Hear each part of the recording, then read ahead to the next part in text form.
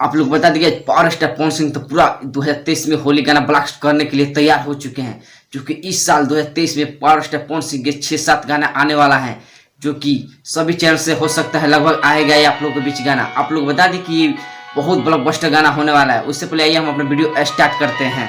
Welcome to my new channel Bhojpuriya information, आप लोगों का स्वागत है। आज हम पावर स्टार पवन सिंह के बारे में बहुत बड़ा अपडेट लेकर आया हूँ।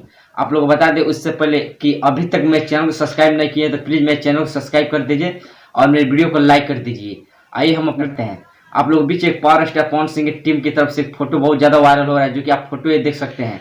आप लोग बता देंगे कि ये होली गाना होने वाला है पावर स्टार पवन सिंह।